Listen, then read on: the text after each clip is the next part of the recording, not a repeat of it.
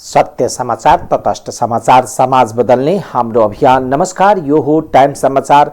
म वीरेन्द्र मन। सुरु गरौँ 385 जनामा कोरोना संक्रमणको पुष्टि सम्बन्धी प्रसंगबाट। सोमबार पछिल्लो 24 घण्टामा थप 385 जनामा कोरोना भाइरस संक्रमणको पुष्टि भएको छ। 9,921 जनाको पीसीआर परीक्षण गर्दा 367 जना र 2,776 जनाको एन्टिजेन परीक्षण गर्दा 18 जना गरी 385 जनामा कोरोना भाइरस संक्रमण देखिएको स्वास्थ्य तथा जनसंख्या मन्त्रालयले जनाएको छ। त्यस्तै पछिल्लो 24 घण्टामा कोरोना संक्रमणबाट 4 जनाको मृत्यु भएको छ भने 258 जना निको भएका छन्। सोमबार थपिएसँगै नेपालमा कोरोना संक्रमितको कुल संख्या 9,14,718 पुगेको छ। यो सँगै नेपालमा मृत्यु हुनेको संख्या 11,500 पुगेको छ भने 8,617 जना संक्रमण मुक्त भएका छन्। मन्त्रालयका अनुसार हाल देशभर सक्रिय संक्रमितको संख्या 7,269 जना रहेका छन्, जसमध्ये 6,827 जना होम आइसोलेसनमा रहेका छन् भने 442 जना संस्थागत आइसोलेसनमा रहेका छन्। कोरोनाका बिरामी मध्ये 230 जना आइसियु र 55 जना भेन्टिलेटरमा उपचाररत छन्। त्यस्तै 10 वर्ष मुनिका 13 बालबालिकामा कोरोना संक्रमणको पुष्टि भएको छ भने 11 देखि 20 वर्ष उमेर समूहका 30 जना कोरोना संक्रमित थपिएका छन्। जनकपुर धाम उपमहानगरपालिकाका वार्ड अध्यक्ष र सदस्यहरू आन्दोलनमा उत्रेका छन्। पटक पटक आग्रह गर्दा पनि मेयरले नगरको सरसफाईका लागि चासो नदेखाएपछि उनीहरू आन्दोलनमा उत्रिएका हुन्। उनीहरूले उपमहानगरपालिकाको मूल गेट र मेयर लालकिशोर शाहको कार्यकक्षमा तालाबन्दी समेत गरेका छन्। उनीहरू नाराबाजी गर्दै तालाबन्दी गरेका हुन्। नगरमा थुप्रिँदै गएको फोहोरले दुर्गन्ध बढ्दै गएको र पटक पटक ध्यानकर्षण गराउँदा समेत सुनवाई नगरेपछि तालाबन्दी र धरना दिनु परेको उनीहरूको भनाइ छ।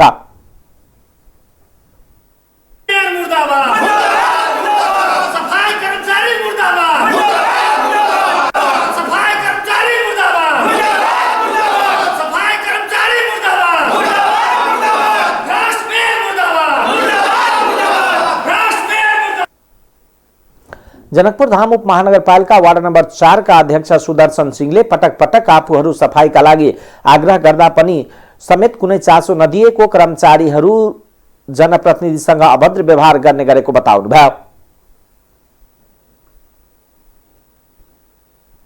जनकपुर धाम उपमहानगरपालिकाबाट यो सम्बन्धमा कुनै पनि अहिलेसम्म निर्णय गर्न सकेको छैन। अस्ति पनि हामीले बैठक बसाउनको लागि ज्ञापन पत्र बुझाएका थियौँ, तर उहाँले त्यो ज्ञापन पत्रलाई पनि लत्याएर अहिलेसम्म बैठक पनि 5 महिना बितिसक्दा पनि बैठक बसाउनु भएन र जनकपुर दिन प्रतिदिन दुर्गन्धित हुँदैछ। अस्ति भर्खरको घटना के भयो भने एकजना हाम्रो यो वडा नम्बर 4 को अधिवक्ता रेखा झाजीको घरमा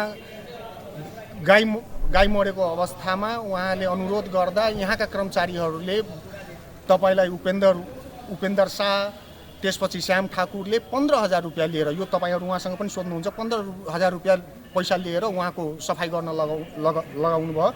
त्यसपछि आज पुनः सञ्चय कोष अफिसनिर एउटा लावारिस गाई, एउटा छाडा गाई मरेको अवस्थामा मैले फोन गर्दा फोनमै मलाई जथाभावी भनेर उहाँले जथाभावी प्रयोग गर्नुभयो। त्यसपछि म यहाँ नगरपालिकामा आउँदाखेरि म तपाईहरूको कुरा मान्दिनँ, तपाईहरूलाई सफाई गर्नु छ भने म चमार होइन, म डोम होइन, म तपाईहरूको सफाई गर्दिनँ भनेर मसँग भिडियो क्लिपहरू पनि छ, मैले भिडियो क्लिप पनि लिएछु भनेर मसँगै दुर्व्यवहार गर्न उहाँ पुग्नुभयो। र त्यसपछि उहाँले धेरै अशब्द, उहाँले के भन्नुभयो भने जनप्रतिनिधि सब अब हाम्रो कर्मचारी सबके फल्ना चिज उखाड्दै भनेर यस्तो अशब्द गर्नुभयो। त्यसपछि हामी आक्रोशित भएर यो त अति भयो, अब यो जनकपुरको सरसफाई अनिश्चितता, जनकपुरको सरसफाईमा हामीले अनिश्चितता देख्यौँ, त्यही भएर आज हामीले तालाबन्दी गऱ्यौँ र यो तालाबन्दी आजदेखि यो नगरपालिकामा निरन्तर रूपमा हामी जारी राख्नेछौँ। जबसम्म सरसफाईको समस्या समाधान हुँदैन हामी पछाडि हट्ने छैनौँ र हामी ठोस एउटा निर्णय लिएर मात्र हामी पछाडि जान्छौँ। तालाबन्दी र धरनाबाट समेत नगरपालिकाले समस्या समाधानमा चासो नदिए कडा आन्दोलन गर्ने चेतावनी आन्दोलनकारीले दिएका छन्। नेकपा एकीकृत समाजवादी सरकारमा गएको भोलिपल्ट सो पार्टीकी प्रदेश सांसद मन्जु यादवले मुख्यमन्त्री लालबाबु राउतप्रति आक्रोश पोख्नु भएको छ। पार्टी नेतृत्वबाट समेत असन्तुष्ट प्रदेश सांसद यादवले एकजना महिलालाई पनि क्याबिनेट मन्त्री नबनाएको भन्दै मुख्यमन्त्री राउतप्रति आक्रोश पोख्नुभयो। उहाँले मुख्यमन्त्री राउत संविधानलाई कागजको खोस्टा बनाएको भन्दै यो लज्जास्पद विषय भएको बताउनुभयो। सामाजिक सञ्जाल फेसबुकमा प्रदेश सांसद यादवले जुन संविधानको आधारमा लालबाबु राउतजी मुख्यमन्त्री बन्नु भएको छ त्यही संविधानलाई कागजको खोस्टा बनाइदिनु भएको छ। वर्तमानमा उहाँ क्याबिनेटमा महिला हुनुहुन्न, यो लज्जाको विषय हो। उहाँले जसपा अध्यक्ष उपेन्द्र यादव सहितसँग यो विषयमा प्रश्न गर्नुभएको छ। यो कुरा मधेसका मसिहा उपेन्द्र यादव लगायत सबै सरोकारवालासँग मेरो प्रश्न छ, उहाँले लेख्नु भएको छ। जो महिलालाई 50% आरक्षण र समावेशिताको कुरा गर्दै हिँडेका छन्।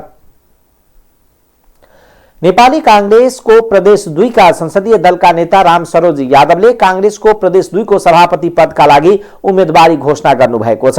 यादवले एक पत्रकार सम्मेलनको आयोजना गरेर नेपाली कांग्रेसको 14औं महाधिवेशन अन्तर्गत प्रदेश 2 को सभापति पदका लागि उम्मेदवारी घोषणा गर्नुभएको हो। दललाई प्रदेश 2 मा थप मजबुत बनाउन लक्ष्यका साथ आफूले प्रदेश सभापति पदमा उम्मेदवारी दिन लागेको बताउनुभयो। प्रदेश 2 का भौतिक पूर्वाधार विकास मन्त्री समेत रहेका यादवले आफू प्रदेश सभापतिमा जिते प्रदेश 2 मा कांग्रेसलाई पहिलो नम्बरको दल बनाउनुको साथै सुविधा सम्पन्न प्रदेश भवन बनाउने प्रतिबद्धता व्यक्त गर्नुभयो। 2029 सालमा विद्यार्थी राजनीतिबाट राजनीति जीवन सुरु गरेका यादव 14 वर्ष नेपाली कांग्रेस धनुषाको सभापति भएर काम गरिसकेका छन्।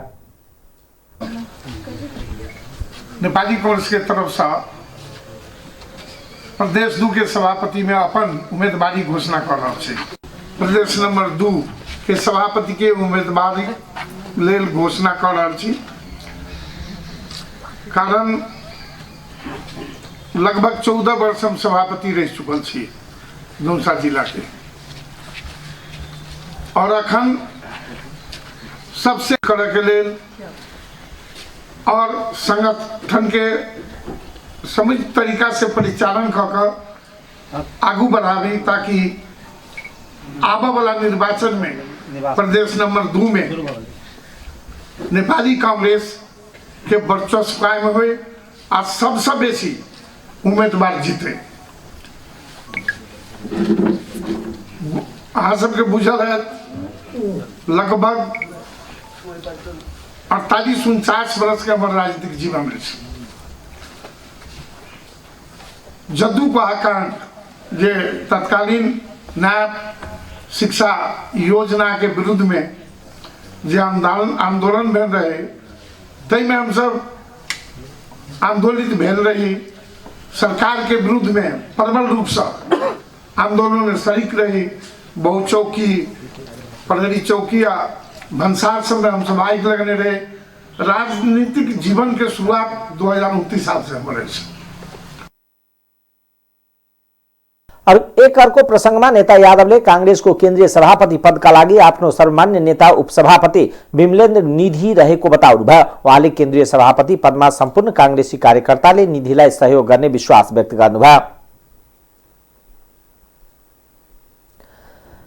धनुषामा जुवा खालबाट 2 जना करिब 2.25 लाख रकम सहित पक्राउ परेका छन्। जिल्लाको मिथिला नगरपालिका वार्ड नम्बर 11 बाहुनमारा स्थित मानबहादुर थापाको गोठ घरमा जुवा खेल्ने 2 जनालाई पक्राउ गरिएको इलाका प्रहरी कार्यालय ढल्केवरले जनाएको छ। जुवा खेल्ने अन्य 10-12 जना फरार भएका छन्। पक्राउ पर्नेमा सर्लाहीको चन्द्र नगरपालिका वार्ड नम्बर 6 का 60 वर्षीय लक्ष्मी राउत र सोही स्थान घर भए हाल जनकपुर धाम उपमहानगरपालिका वार्ड नम्बर 8 बस्दै आएका 51 वर्षीय फेकन चौधरी रहेका छन्। दुवै जनालाई बिहान करिब 1 बजेको समयमा गोप्य सूचनाको आधारमा इलाका प्रहरी कार्यालय ढल्केवरबाट खटेको प्रहरी टोलीले घेरा हाली नियन्त्रणमा लिन खोज्दा 10-12 जना पुरुष भागी फरार भएको र तिनीहरूको खोजबिन भइरहेको इलाका प्रहरी कार्यालय ढल्केवरका प्रहरी निरीक्षक प्रदीप सुवेदीले जानकारी दिनुभयो। प्रहरीले जुवाको खालबाट 1,66,305 रुपैयाँ बरामद गरेका छन्। राष्ट्रपति विद्यादेवी भण्डारीले राष्ट्रिय सम्पदा र संस्कृतिको संरक्षणमा जुट्न अनुरोध गर्नुभएको छ। महोत्तरीको मटिहानी नगरपालिका 7 मा नवनिर्मित रंगशालाको सोमबार उद्घाटन गर्दै राष्ट्रपति भण्डारीले प्राचीन ऋषि मुनिको तप र साधन भूमि मिथिला क्षेत्रका राष्ट्रिय सम्पदा र यहाँको गौरवमय संस्कृतिको संरक्षणमा पहल कदमी लिन सम्बद्ध सबैसँग आग्रह गर्नुभयो। मैथिली भाषाका महाकवि विद्यापतिको साधनाले मुलुकको वाङ्मय समृद्ध बनेको पनि उहाँले चर्चा गर्नुभयो। मुलुकको विकास र पहिचानमा खेलकुद क्षेत्रको महत्त्वपूर्ण स्थान हुने राष्ट्रपति भण्डारीको भनाइ छ। यो यथार्थलाई हृदयंगम गरी मटिहानी नगरपालिकाले विशाल रंगशाला निर्माण गरेर समयोचित काम गरेको उहाँले बताउनुभयो। नवनिर्मित रङ्गशालामा हुने अबको नियमित अभ्यासले खेल क्षेत्रमा राष्ट्रिय प्रतिभा जन्माउने विश्वास लिएको राष्ट्रपति भण्डारीले उल्लेख गर्नुभयो। यसलाई न्यूनीकरण गर्न प्रदेश 2 सरकारले थालेको छोरी बिमा र बेटी बचाओ बेटी पढाओ कार्यक्रमको राष्ट्रपतिले सराहना गर्नुभयो। प्रदेश 2 सरकारले थालेको यो प्रयत्नले नारी शिक्षालाई बल दिने सँगै सक्षम नागरिक बनाउने मद्दत गर्ने बताउनुभयो। मटिहानीमा 300 वर्ष पहिला स्थापित तत्कालीन संस्कृत पाठशाला र हालको राजकीय संस्कृत माध्यमिक विद्यालयले देशमा शिक्षाको ज्योति छर्न महत्त्वपूर्ण योगदान दिने राष्ट्रपति भण्डारीले उल्लेख गर्नुभयो। शैक्षिक जागरणका अग्रदूत बालगुरु खडानन्द समेत अध्ययन गर्नुभएको यो विद्यालयको समयोचित सुधार र विकासमा योगदान पुर्याउनु सबैको दायित्व भएको भण्डारीले बताउनुभयो। समारोहमा राष्ट्रपति भण्डारीलाई मटिहानी नगरपालिका सांसद चन्दा चौधरी, महोत्तरी उद्योग वाणिज्य संघले मिथिला कला संस्कृति झल्किने उपहार समेत प्रदान गर्नुभएको थियो। सो अवसरमा मटिहानी नगर प्रमुख हरिप्रसाद मण्डलले राष्ट्रपतिलाई अभिनन्दन पत्र प्रदान गर्नुभयो। समारोहमै राष्ट्रपति भण्डारीले रङ्गशाला निर्माणमा अथक योगदान गर्ने मटिहानीका बासिन्दा बिमलेश शाह, विनोद मण्डल, नरेश महतोलाई सम्मान पत्र प्रदान गर्नुभयो। मटिहानी नगरपालिकाका प्रमुख हरिप्रसाद मण्डलको अध्यक्षतामा सम्पन्न रङ्गशाला उद्घाटन समारोहमा प्रदेश 2 का मुख्यमन्त्री लालबाबु राउत, सांसद तथा लोकतान्त्रिक समाजवादी पार्टी नेपालका अध्यक्ष महन्त ठाकुर र जिल्ला समन्वय समिति महोत्तरीका प्रमुख सुरेश प्रसाद सिंह सहित वक्ताले राष्ट्रपतिको आगमनले आफूहरू र महोत्तरीवासीलाई ऊर्जा प्राप्त भएको बताउनुभयो। करिब 3 करोड लागतमा 1 बिघा 19 कट्ठा क्षेत्रफलमा निर्मित रङ्गशालाको उद्घाटन पश्चात राष्ट्रपति भण्डारीले मटिहानी स्थित 500 वर्ष पुरानो लक्ष्मीनारायण मठको अवलोकन, लक्ष्मीनारायण मन्दिर र सन्त तस्मैया बाबाको खन्तीको दर्शन, पूजा र आराधना गर्नुभयो। यसैगरी राष्ट्रपति भण्डारीले 303 वर्ष पुरानो राजकीय संस्कृत माध्यमिक विद्यालयको अवलोकन गर्नुभयो। विद्यालय अवलोकनमा पुग्नुभएका राष्ट्रपतिलाई छात्रले रुद्राभिषेक पाठ गर्दै स्वस्तिक वाचन गरेका थिए। सो अवसरमा प्रधानाध्यापक ईश्वरी प्रसाद पौडेलले विद्यालयको भौतिक र शैक्षिक अवस्थाबारे राष्ट्रपतिलाई अवगत गराउनुभयो। मटिहानीको कार्यक्रमपछि राष्ट्रपति भण्डारीले जलेश्वर स्थित जलेश्वरनाथ महादेवको दर्शन र पूजा गर्नुभयो। त्यहाँ जलेश्वर नगर प्रमुख रामशंकर मिश्र सहित जनप्रतिनिधि, राष्ट्र सेवक, कर्मचारी र उद्योगी व्यवसायीले राष्ट्रपतिलाई स्वागत अभिवादन गरेका थिए। सभामुख अग्निप्रसाद सापकोटाले न्यायपालिकामा देखिएका समस्याको सहज र स्वाभाविक निकास निकाल्न सम्बद्ध सबै पक्ष गम्भीर हुनुपर्ने बताउनु भएको छ। सोमबार नेपाल बार एसोसिएसनको ध्यानाकर्षण पत्र बुझ्दै सभामुख सापकोटाले न्यायपालिका भित्र देखिएका समस्याको सहज र स्वाभाविक निकास निकाल्न सम्बद्ध पक्ष गम्भीर हुनुपर्ने बताउनुभयो। उहाँले आफ्नो तर्फबाट निष्पक्ष, स्वतन्त्र र तटस्थ भूमिका निर्वाह गर्ने भन्दै न्यायपालिकाको समस्या समाधान छिटो भन्दा छिटो निकाल्नु पर्नेमा जोड दिनुभयो। सभामुख सापकोटाले न्यायपालिकामा के कामले गर्दा समस्या गहिरिँदै गएको हो भन्ने सम्बन्धमा आफूले चिन्ता गरिरहेको पनि उल्लेख गर्नुभयो। उहाँले जे बहस भइरहेको हुन्छ मैले निकै नजिकबाट अध्ययन गर्ने कोसिस गरिरहेको छु र यो महान बहसको बीचबाट एउटा राम्रो निष्कर्ष निस्किन्छ भन्ने मलाई लागेको छ उहाँले बताउनुभयो। म अझ पनि चाहन्छु त भन्दाखेरि यसको सहज र स्वाभाविक निकास निकाल्नका लागि सम्बद्ध सबै पक्ष अत्यन्त गम्भीर हुनुपर्ने बताउनुभयो। सभामुख सापकोटाले न्यायपालिकाको समस्या समाधानका लागि आफ्नो विवेक र चेतनाले निर्देशित गरे अनुसार लाग्ने पनि बताउनुभयो। म के विश्वास दिलाउन चाहन्छु भने व्यवस्थापिकाको संघीय संसदको नेतृत्वको हैसियतले मेरो ठाउँमा जुन बहस उठान गर्नुभएको छ यसमा मैले खेल्नुपर्ने भूमिका, मेरो बुद्धि, विवेक, योग्यता, क्षमता, मेरो विवेक र चेतनाले निर्देशित गरे अनुसार नै म समाधानमा लाग्ने समेत बताउनुभयो।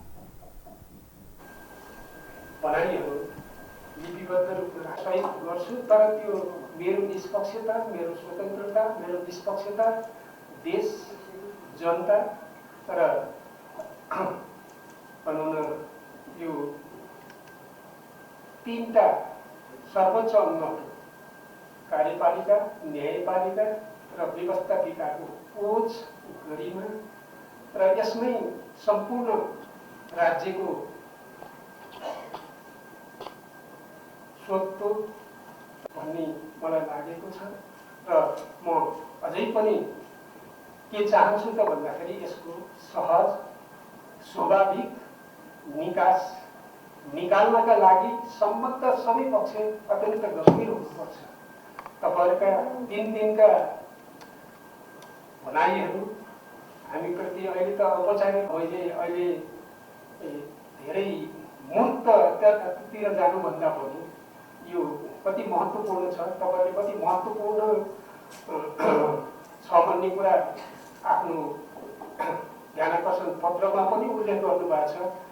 र पहिले पनि यो समस्या जति गहिरिँदै गएको छ, यो समस्या गहिरिँदै जानमा चाहिँ के काम गरिरहेको छ, किन यति सर्वोच्च अदालतको परिसरमा, नेपाल बारको परिसरमा जे खालका गतिविधिहरू भइरहेका छन्, जे बहस छलफल भइरहेको छ, त्यसमा मेरो निकै गम्भीर ढङ्गले चाहिँ ध्यानाकर्षण भएको छ। अहिलेको ध्यानाकर्षण पत्रले त झन् म तपाईँहरूका शब्दभित्र पसेर होइन त्यसमा पस्नेछु र म के विश्वास दिलाउन चाहन्छु भने व्यवस्थापिकाको अथवा सङ्घीय संसदको नेतृत्वको हैसियतले मेरो ठाउँबाट यो जुन बहस उठान गर्नुभएको छ, मैले अहिले त्यो शब्द प्रयोग गरेँ, उठान गर्नुभएको छ, यसमा मैले खेल्न पर्ने भूमिका मेरो बुद्धि, विवेक, योग्यता, क्षमता र अझ भन्दाखेरि मेरो विवेक र चेतनाले निर्देशित गरे अनुसार नै म यो समाधानमा चाहिँ लाग्नेछु। मलाई लाग्छ यो एउटा सत्यको अन्वेषण पनि हो। जब सत्य गर्नुभएको छ यसको नेपाल बार एसोसिएसनले प्रधान न्यायाधीश चोलेन्द्र शमशेर जबराको बहिर्गमनको निम्ति गरिरहेको आन्दोलनबारे जानकारी गराउँदै सभामुख सापकोटालाई ध्यानाकर्षण पत्र बुझाइएको छ। लोकतान्त्रिक समाजवादी पार्टीले प्रधान न्यायाधीश चोलेन्द्र शमशेर जबराले पदबाट राजीनामा दिनुपर्ने बताएको छ। जबरालाई महाभियोग लगाउन माग गर्दै नेपाल बार एसोसिएसनका पदाधिकारीले बुझाएको ज्ञापन पत्र बुझ्दै लोसपाका नेता लक्ष्मणलाल कर्णले जबराले राजीनामा दिनुपर्ने बताउनुभयो। उहाँले प्रश्न उठेपछि परम्परा अनुसार छोड्नुपर्ने हो, अब प्रधान न्यायाधीश पछि अर्को पद पाउनुहुन्न। 3 वर्ष चलाइसक्नुभयो, कोर्टमा उहाँले छोडिदिएर अघि बढ्नुपर्छ कर्णले बताउनुभयो। मलाई लाग्छ नेपालको हिस्ट्रीमा यो अद्भुत घटना हो। अस्ति एउटा भिडियो देखेका थिए, पुरा यहाँसम्म काटेको मान्छे, यो कपाल काटेको आएर वकिलहरूसँग बाजिराखेका रहेछ। यस्तो सम्मानित पेशामा लागेका मान्छेहरू भन्नु न, सारा संविधान बनाउने उहाँ लेख्ने मान्छे हामीहरू सामनेमा हुनुहुन्छ, सारा कानुन बनाउने सँगै काम गरेका छौँ हामी धेरै। त्यस्तो समाजको बीचमा जुन घटना मैले देखेँ, वास्तवमा दुर्भाग्यपूर्ण घटना हो। मैले देखेँ फोटो, भोलि आउने बित्तिकै अर्को ठिक भइहाल्छ। दुईटा कारणले ठिक हो। एउटा त गलत गरे भने त जानु पर्दो रहेछ भन्ने त यो फिलिङ त यस्तो हुन्छ। दोस्रो कुरो, जबरदस्ती गलत गरे भने त वाचडग त हामी छौँ नि, हेरिराखेका छौँ। यो नेपालमा एस्टाब्लिस हुनुपर्ने कुरा हो। अब पोलिटिकल पार्टीको बारेमा म धेरै भन्दिनँ। हामी सबै कहीँ न कहीँ कुनै न कुनै पार्टीसँग सदस्य नहोला आबद्ध त छौँ नि। हामी इलेक्सन पोलिटिकली लड्छौँ होइन, पोलिटिकली इलेक्सन पनि लड्या हो, बारको लडिराख्यो। तर उहाँले बारको सम्मेलनमा भाषण गर्दाखेरि मात्रै म पुग्थेँ। प्रमुख सचेतक पनि हो। त्यो कारणले यो तपाईहरुले जुन मलाई दिनुभयो, यसलाई म पार्टीमा पेश गर्छु, यसमा छलफल गर्छु। मैले रिपोर्टर्स क्लबमा अस्ति भने पनि थिएँ, औकात नपुगेर मात्रै नगरे नभए त गर्दै औकातै पुगेर सामनेमा हुनुहुन्छ। जबरालाई महाभियोग लगाउने लोसपाको हैसियत नरहेको भन्दै उहाँले राजनीतिक कुरामा महाभियोग लगाउनु भन्दा हाम्रो पार्टीको औकात पुग्दैन। 24% 25% चाहिन्छ। अरु पार्टीसँग समन्वय गर्छौं। पार्टीहरूको महाधिवेशन छ, संसद स्थगित छ। अन्य मान्य र पार्टीका साथीहरू बारकै प्रतिनिधिका रूपमा कुरा राख्छौं। बारलाई मेरो समर्थन छ। म व्यक्तिगत रूपमा प्रयास गर्छु। कार्यपालिकासँग मिलेर राजनीतिक भागभण्डा खोजी लगायतका आरोप लगाएर बार निरन्तर 3 साता भन्दा लामो समयदेखि आन्दोलित छ।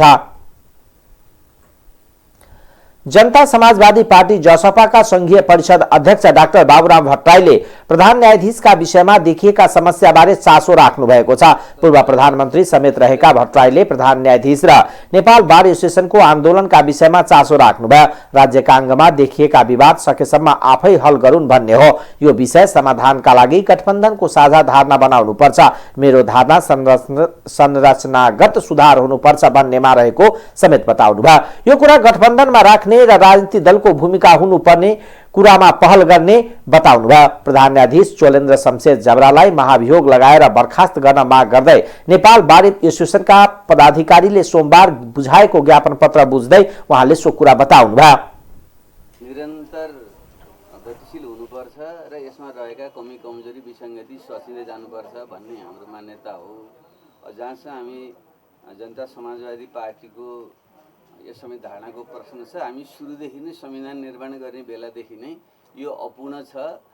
जुन राज्यका अङ्गहरूको पुनर्संरचना गरिनु पर्थ्यो त्यो पुरा भएको छैन, कमी कमजोरी छन् भन्ने मान्यता राख्ने मान्छे हौँ।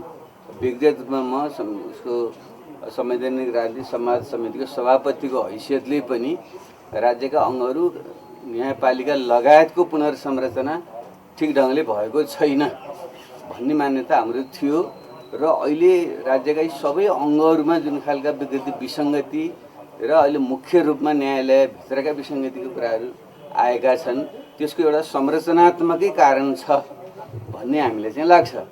तपाईहरू बार एसोसिएसन लगायतका जो कानुन र संविधान विज्ञहरू हुनुहुन्छ तपाईहरूले पक्कै पनि यसको समष्टिगत कुरालाई मध्यनजर गर्नुभएको छ र यसका अंशहरूमा भन्दा पनि यसको मूल समस्या कहाँनिर छ भन्ने पनि पक्कै बोध गर्नुभएको छ भन्ने हाम्रो चाहिँ विश्वास छ। त्यस अर्थमा यहाँले जुन आउँदा पनि त्यसले गलत काम गर्छ भने व्यक्ति पनि गलत भयो भने त झन् गल्तीमाथि गल्ती थपिन्छ भनेर नै हामीले सार्वजनिक रूपमा त्यो अभिव्यक्ति दिएका हौँ। तर अहिले अब हाम्रो राजनीतिक दलहरूको एउटा संयन्त्र पनि बनेको छ।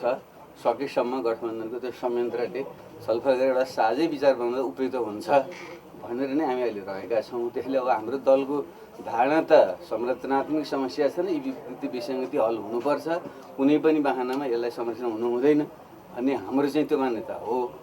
तर एउटा संयन्त्रले साझा धारणा बनाउन त भनेर हामी अहिले लागिपरेको हुनाले केही ढिला हुन गएको हो।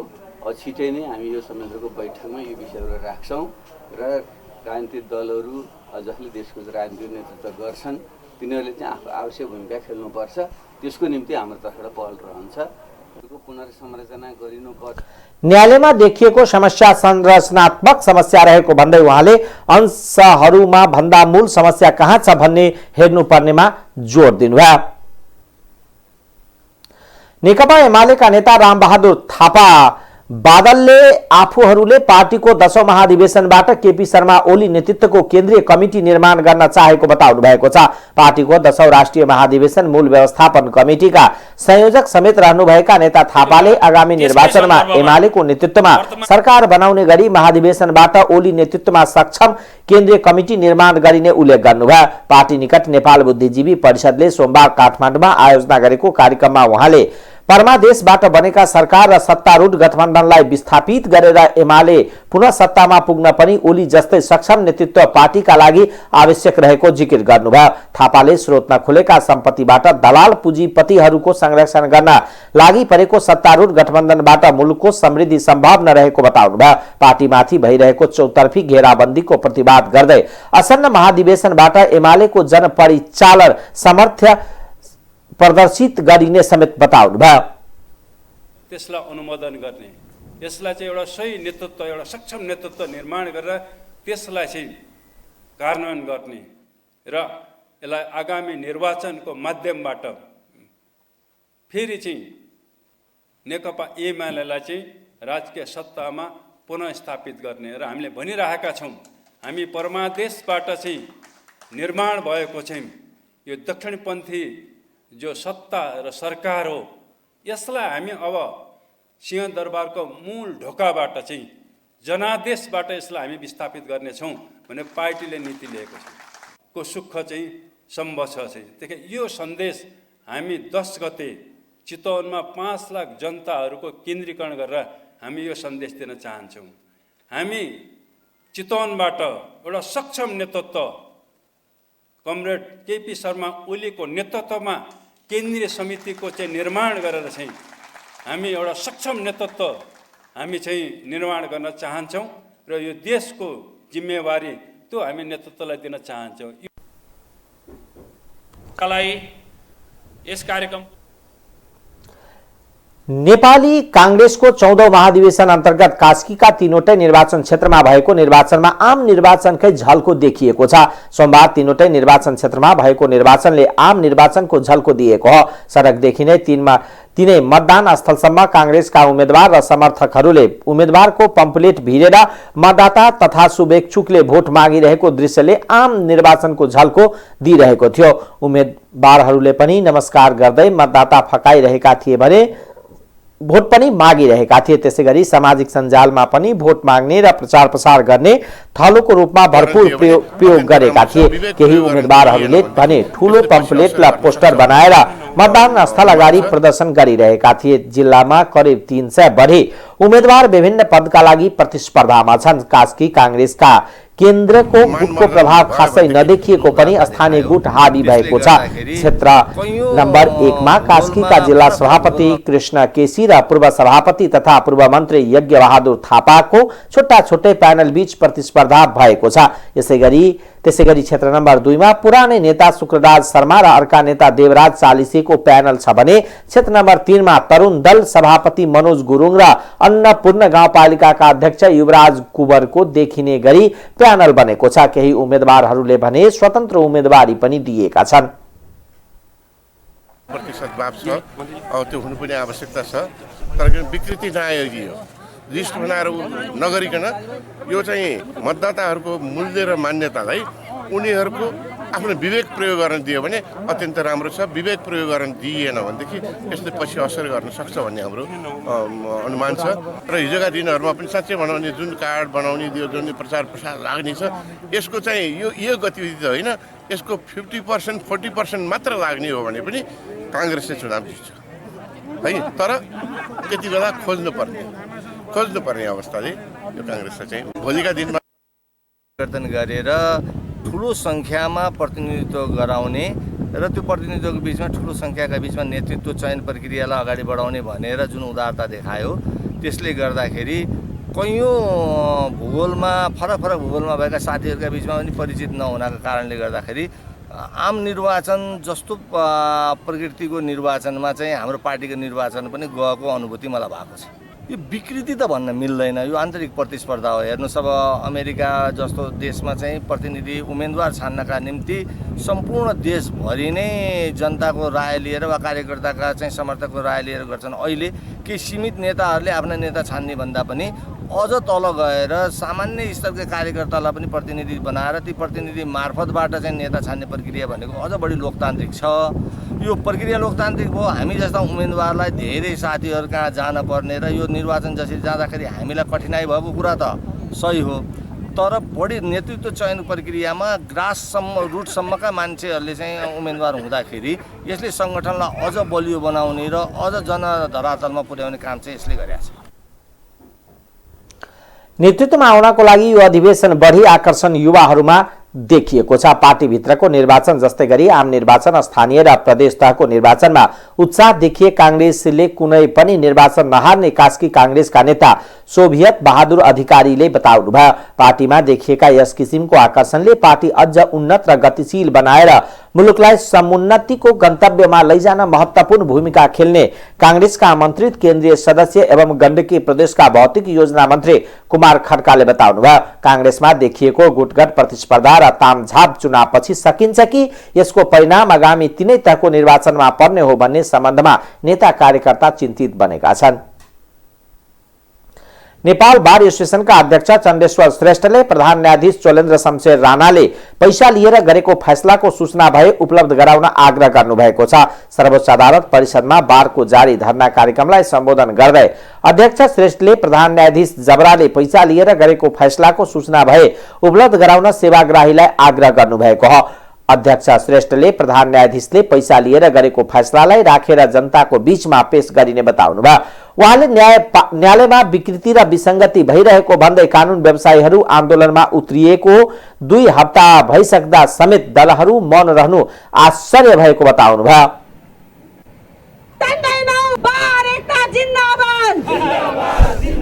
हाम्रो आन्दोलन जारी छ।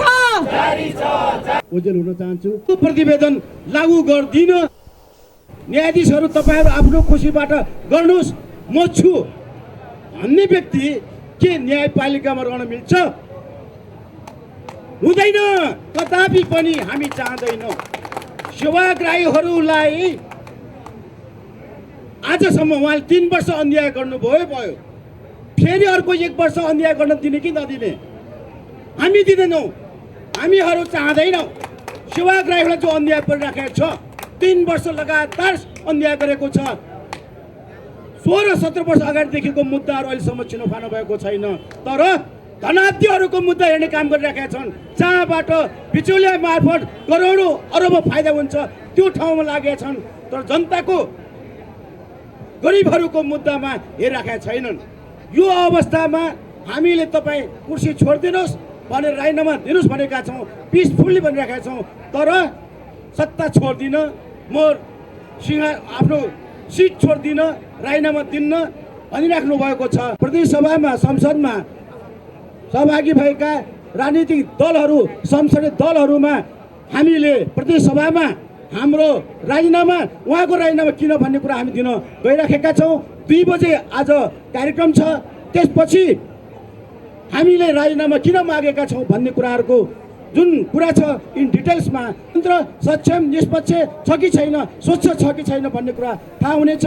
जसरी दुःख पाइरहेका छन्, घरमा लुकिरहेका छन् साथीहरू, सेवाग्राहीहरू, उहाँहरूलाई हामीले अब तपाईँहरू अन्यायमा पर्नु पर्दैन भोलिका दिनमा भनेर हामी आवाज उठाएका छौँ। चोलेन्द्र शमशेर जबराको प्रधान न्यायाधीशको राजीनामा मात्र होइन, न्यायपालिकाको सुधारको लागि नेपाल बार एसोसिएसनले कदम उठाइसकेको छ। यो निरन्तर जारी रहन्छ। प्रधान न्यायाधीशको राजीनामा हामी सामने हुने। प्रधान अध्यक्ष श्रेष्ठले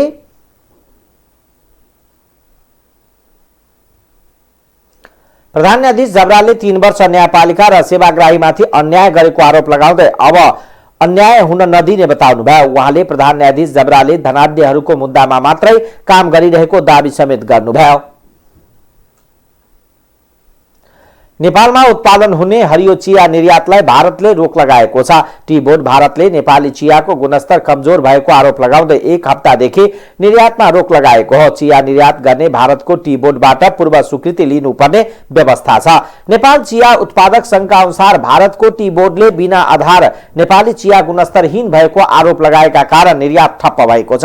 1 हप्ता अघि झापाको पानी ट्याङ्कीमा रहेको भन्सारमा लगिँदै गरेको 2 गाडी चिया रोकिएपछि निर्यात ठप्प भएको चिया तथा कफी विकास बोर्ड फिक्कलका इन्द्र अधिकारीले जानकारी दिनुभयो। उहाँका अनुसार निर्यात खुलाउन काठमाडौँमा रहेको भारतीय दूतावास र कोलकातामा रहेको नेपाली वाणिज्य दूतावासको कार्यालयमा हिजो पत्र पठाइसकिएको छ। यसबारे 2 देशबीच छलफल सुरु भएको र भोलिसम्म यस विषयमा टुङ्गो लाग्ने उहाँले जानकारी दिनुभयो। भारत पठाउन लगिएको 15,000 किलो चिया झापाको काकरभिट्टा भन्सार कार्यालयमा नै रोकिएको चिया उद्यमी ग्रीन हिल टी इन्डस्ट्री प्लानीका प्रोपराइटर टंक दाहालले बताउनुभयो। भारतको टी बोर्डले नेपाली चियाको निर्यातमा रोक लगाएर नेपाल भारत बीचको व्यापार सन्धिको उल्लङ्घन गरेको उहाँको गुनासो छ। नेपालमा वार्षिक करिब 2 करोड किलो सीटीसी चिया र करिब 70 लाख किलो अर्थोडक्स चिया उत्पादन हुने गरेको सरकारी तथ्याङ्क छ। उत्पादनको 50% सीटीसी चिया र 90% अर्थोडक्स चियाको बजार भारत हो। पूर्वी नाकाबाट निर्यात हुने कुल नेपाली उत्पादनको झन्डै 26% हिस्सा चियाले ओगट्ने मेची भन्सार कार्यालय काकरभिट्टाले जानकारी दिएको छ। अब आर्थिक समाचार।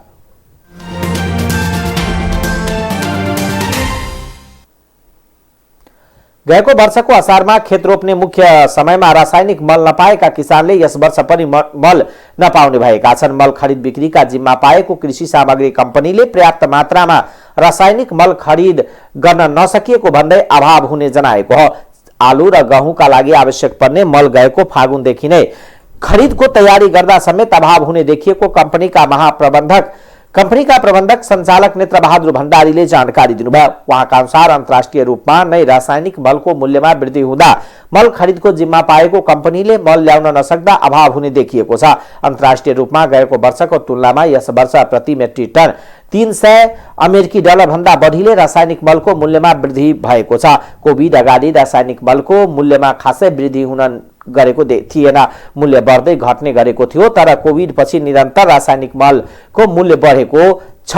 हामीले मल खरिदको बोलपत्र आह्वान गर्दा अन्तर्राष्ट्रिय रूपमा मलको मूल्य कम थियो, तर अहिले उच्च भएको छ। उहाँले भन्नुभयो, मल खरिद गर्न कम्पनीले 4-5 करोड रुपैयाँ बराबरको धरौटी रकम राखेका हुन्छन्। 22-25 करोड रुपैयाँ घाटा खाएर रासायनिक मल ल्याउनु भन्दा व्यवसायीले धरौटी रकम नै छाड्ने गरेका छन्। उहाँका अनुसार यस अघि प्रति मेट्रिक टन 670 डलरमा मल खरिद गरिएको ठेक्का हुने गरेकोमा अहिले ठेक्का र रकम बढेर 948 डलर पुगेको छ। अन्तर्राष्ट्रिय रूपमा नै मलको अभाव भएको भन्दै मूल्यमा वृद्धि हुँदा नेपालमा प्रत्यक्ष असर पर्ने गरेको कम्पनीका प्रबन्ध सञ्चालक भण्डारीले बताउनुभयो। हाम्रो देशमा रासायनिक मलको उत्पादन छैन। अन्य देशबाट ल्याउनु पर्ने बाध्यताका कारण नेपाली किसानले प्रत्येक वर्ष दुःख पाउने गरेका छन्। उहाँले भन्नुभयो, मल उत्पादन गर्ने देशले दिए हामीले पाउने हो, जतिमा दिन्छु भन्छन् त्यतिमा ल्याउनु पर्ने हाम्रो बाध्यता छ।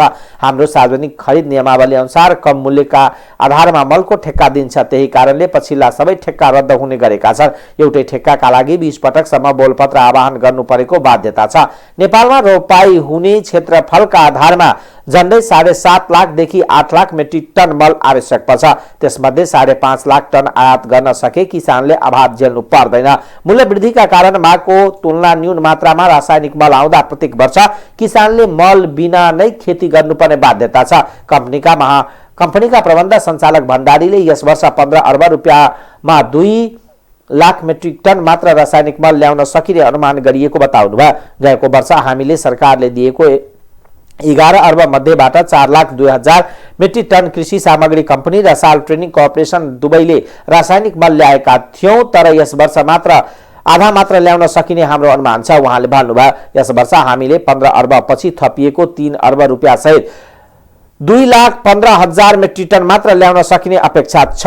अहिलेसम्म मूल्य अनुसार हामीले 2 लाख जति आउँछ भनेका छौं। अब दिनमा मूल्यमा फेर बदल हुँदा संकटपूर्ण अवस्था छ। कोभिडका कारण रासायनिक मलको उत्पादन गर्ने कम्पनी बन्द भएर उत्पादन कम हुँदा विश्व बजारमा मलको अभाव देखिएको छ।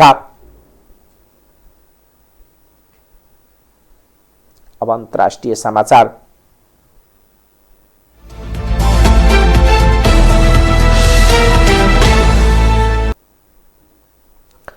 तालिबानले अब महिलालाई टेली श्रृंखला र नाटकमा अभिनय गर्न नपाउने नियम बनाएको छ।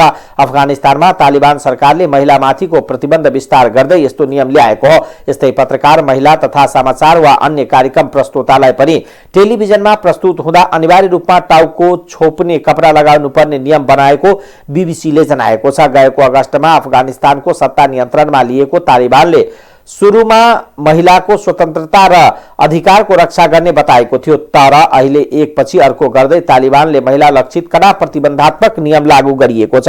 अफगानिस्तानबाट अमेरिकी सैनिक फर्किएसँगै इस्लामिक विद्रोही समूह तालिबानले अफगानिस्तानलाई नियन्त्रणमा लिएको थियो।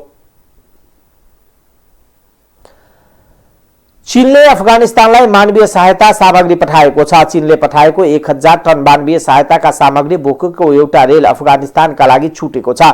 चीनले पठाएको सहायता सामग्री 12 दिनभित्र अफगानिस्तान पुग्नेछ। सन् 2021 देखि चीन अफगानिस्तानमा मालवाहक रेल अहिलेसम्म अफगानिस्तानमा 26,000 टन मानवीय सहायता सामग्री पठाएको छ। चीनको विदेश मन्त्रालयका प्रवक्ता वाङ बेनबिनले दुई देशबीचको मालवाहक रेल निरन्तर सञ्चालनमा आएको भन्दै कृषि उत्पादन सामग्री आयात निर्यात भएको बताउनु भएको थियो। तालिबानले सत्ता हातमा लिएपछि अफगानिस्तानमा मानवीय संकट बढेको छ। सुडानमा गएको महिना सैन्य विद्रोहपछि नजरबन्दमा रहेका अपदस्थ प्रधानमन्त्री अब्दुल्ला हमडोक सरकार नेतृत्वमा फर्किनु हुने भएको छ। General Abdel Fatah al Burhan र हमडोक बीच राजनीति बन्दीहरूलाई रिहा गर्ने र हमडोक प्रधानमन्त्रीमा फर्किन सहमति भएको मध्यस्थकर्ता फदाल्ला बर्मालाई उद्धृत गर्दै बीबीसीले जनाएको छ। सुडान मध्यस्थकर्ताहरूले सामूहिक विज्ञप्ति निकालेर राति अबेर सहमति भएको र आइतबार हस्ताक्षर भएको छ। नजरबन्दमा रहेका आपदस्ता प्रधानमन्त्री र सैन्य नेतृत्व बीच सहमति जुटेकोले चाँडै हमडोक प्रधानमन्त्री हुने र बन्दीहरू रिहा हुने विज्ञप्तिमा उल्लेख छ। गएको अक्टोबर 25 मा सुडानको सेनाले सरकार विघटन गरेर आपतकाल घोषणा गरेको थियो। सैन्य विद्रोहपछि भएको प्रदर्शनमा 40 जनाको ज्यान गएको छ।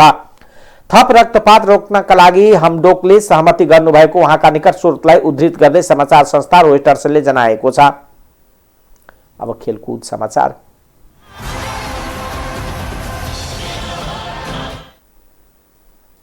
शहीद स्मारक ए डिभिजन लीग फुटबलमा त्रिभुवन आर्मी र नेपाल पुलिस क्लबले एक गोलको बराबरी खेलेका छन्। दशरथ रङ्गशालामा सोमबार भएको पहिलो खेलमा नेपाल प्रहरीका सन्तोष हेमरामले खेलेको 51औं मिनेटमा गोल गरेर टोलीलाई अग्रता दिलाएका थिए, तर आर्मीका विवेक बस्नेतले 61औं मिनेटमा गोल फर्काएपछि खेल एक गोलको बराबरीमा सक्यो। बराबरीपछि अंक तालिकामा दुवै टोलीको समान एक अंक भएको छ। त्यस्तै दोस्रो खेलमा बेलुका 4:45 बजे मछिन्द्र एफसी र न्यू रोड टिम एनआरटी खेल्नेछन्। यसअघि हिजो भएको खेलमा ब्रिगेड वाइज र मनाङ मर्साङ्गी क्लब विजय भएका थिए।